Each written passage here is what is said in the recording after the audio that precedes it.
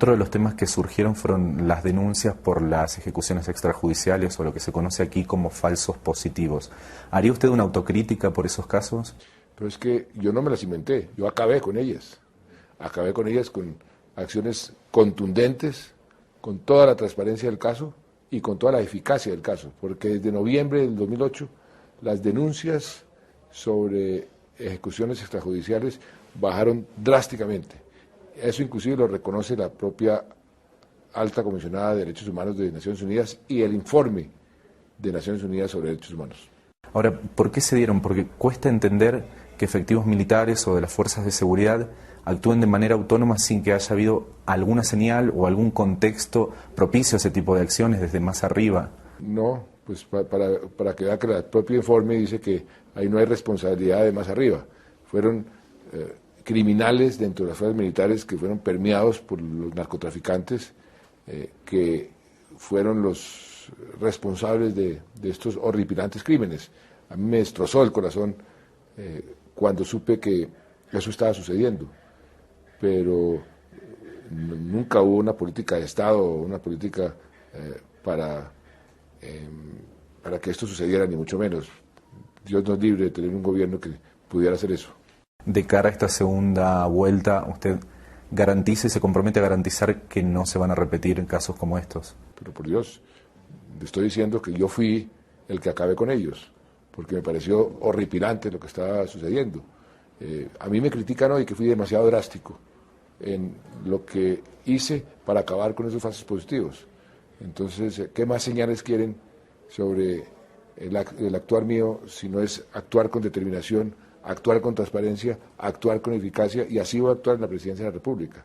Pero esto ha sido utilizado con mucha intención política para tratar de manchar mi nombre cuando yo fui el que hice todo para que eso se acabara. No los inventé yo, eso viene de atrás. Los descubrí, los denuncié,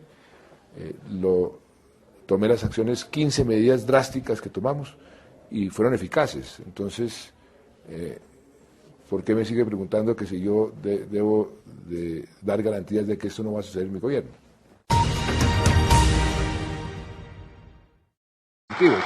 Entonces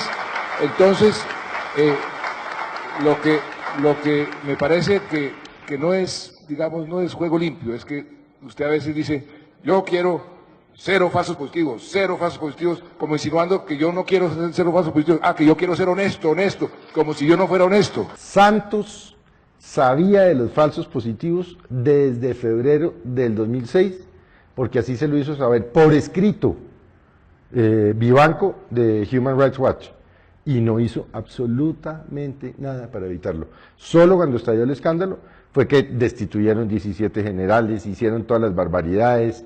Acuérdese que el fiscal Iguarán salió a decir que eran los muchachos que no propiamente estaban recogiendo café, pero al final del día no les importó nada, como no les sigue importando. El CINEP y la Fundación Nuevo Arcoíris son algunas de las organizaciones que han denunciado que en 2012 y 2013 se siguieron presentando casos de falsos positivos. Y es que mientras se negocia la anhelada paz en La Habana, Cuba, Colombia pareciera olvidar que hacer justicia es parte de lo que necesita para seguir viviendo. La impunidad no solo es generadora de nuevas violencias, sino que se necesita justicia para que haya un escarmiento para los criminales, para que haya un nunca más.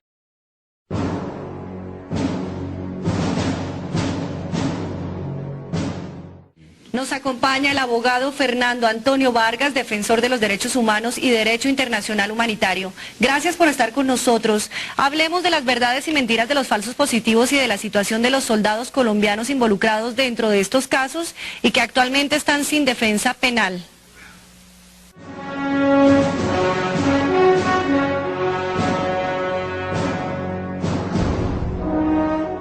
La verdad es que los falsos positivos son una gran campaña propagandística que la izquierda logró montarle al ejército colombiano en los últimos años. Los llamados falsos positivos son simplemente resultados operacionales que el ejército de Colombia ha logrado obtener en la lucha contra las estructuras milicianas a lo largo y ancho de Colombia. Mire, esto es muy sencillo.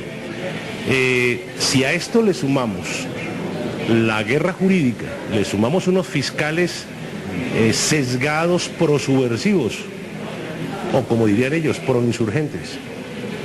Y le sumamos unos procuradores judiciales incapaces de cumplir con su función. Y a eso se le suma unos abogados defensores no muy bien seleccionados que les da temor exigir las garantías judiciales en los procesos en defensa de los soldados colombianos. Y se corona esta gestión con unos abogados de parte civil y unas familias interesadas en ganarse $400.000 por cada muerto que produce en combate el ejército colombiano. Y a esto le sumamos unas ONGs internacionales y una gran campaña internacional, pues nos da el resultado que tenemos hoy conocido como falsos positivos, que están acabando con la capacidad operativa y moral del ejército. Mire, esto en el fondo no es más que pura propaganda. Me consta textualmente que lo que ocurre es que hay unos fiscales totalmente soberbios en el ejercicio de su cargo, sesgados por subversivos, con una ideología totalmente comunista, que gozan condenando a inocentes soldados en Colombia. Llamar a juicio a un soldado es sumamente fácil. Mire, condenar a un soldado es lo más fácil que hay en Colombia. Es que un soldado no tiene dolientes.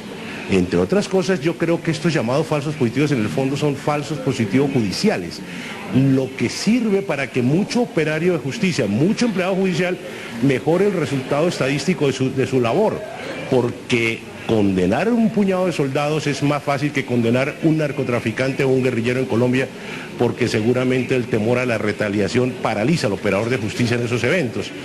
Retaliación que no existe en el caso de los soldados. Los soldados desafortunadamente son también increíblemente abandonados por el mando militar.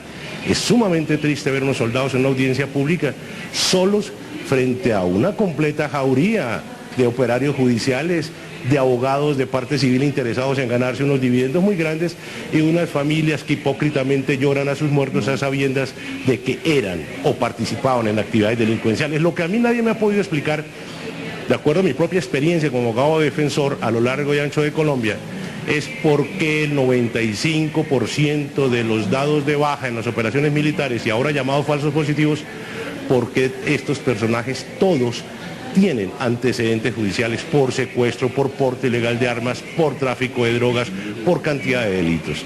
O sea, aquí nos están haciendo pasar a verdaderos delincuentes por angelitos de la sociedad que no lo han sido, y estamos condenando a inocentes soldados y se están enriqueciendo gente que en realidad da vergüenza en este proceso. De manera que esa es la verdad de los falsos positivos, de los llamados falsos positivos. Falta de defensa institucional, el gobierno y los mandos militares han sido ciegos en entender esta situación. Ellos creen que apoyando la persecución de los soldados mañana no van a llegar a sus cabezas. Por supuesto que también van a caer en esta hoguera, porque este es un proceso subversivo dentro de la legalidad, es un proceso de guerra jurídica y de guerra de propaganda que ellos tienen que entender.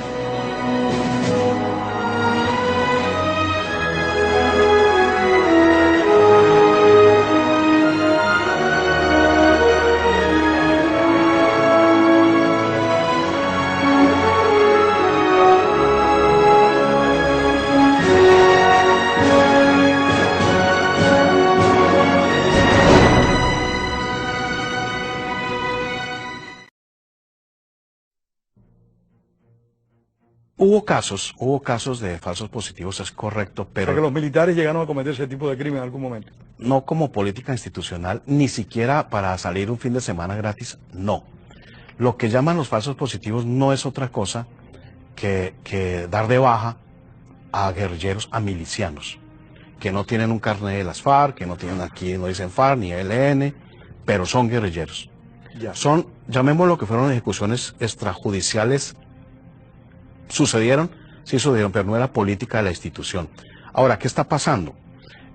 Los falsos positivos se los inventa Juan Manuel Santos siendo ministro. Esos golpes que él dio contra las FARC, eso no es cierto. O sea, esos asesinatos los auspició Juan Manuel Santos cuando fue ministro de Defensa.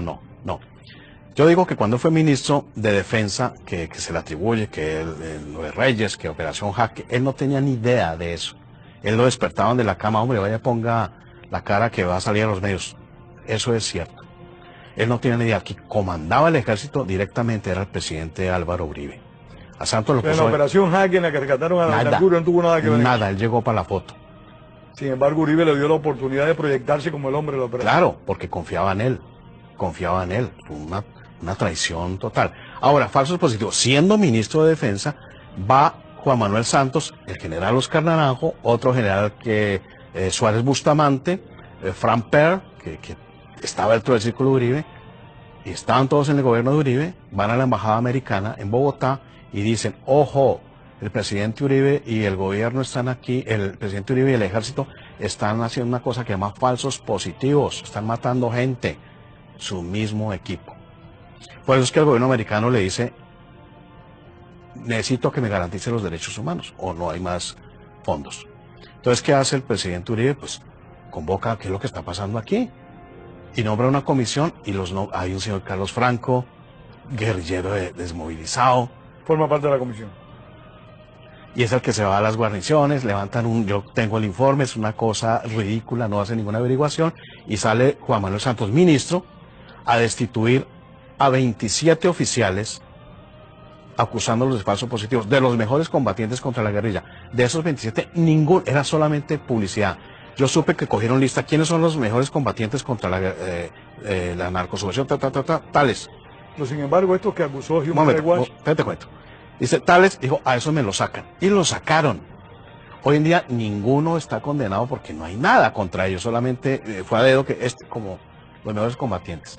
Esos son los falsos positivos. El tema de Soacha, que son los famosos falsos positivos de Soacha, yo conozco el proceso. Por ejemplo, dicen que hay uno que el ejército cogió a uno que era de síndrome de Down. No es cierto. Lo que pasa es que el muchacho cuando estaba como de 9 años o 6 años, el profesor dijo, tiene problemas de aprendizaje, y eso lo anexan, pero el tipo estaba violando en Cúcuta, extorsionando, cobrando, matando. Pero es un hombre de medios y sabe que en la televisión el tiempo es... Correcto. Un dictador peor que cualquiera de los que hayamos conocido nosotros con anterioridad. Quiero preguntarte, antes de que termine el programa, sobre tu opinión de las conversaciones en La Habana y que se haya elegido a Cuba como sede de estas conversaciones, pero antes quiero también concluir.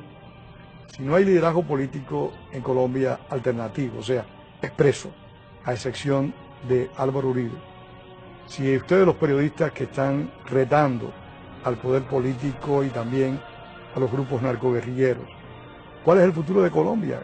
O sea, ¿cómo tú vislumbras el futuro de tu país? ¿Como Venezuela o como Cuba? ¿Cómo vamos para allá? Dentro de los progresistas, por supuesto que está su líder, el alcalde Gustavo Petro.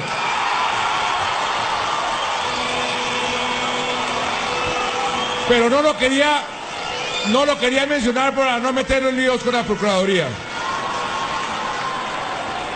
Gracias porque nos apoyaron con vehemencia, con pasión en esta segunda vuelta y fueron decisivos para el triunfo.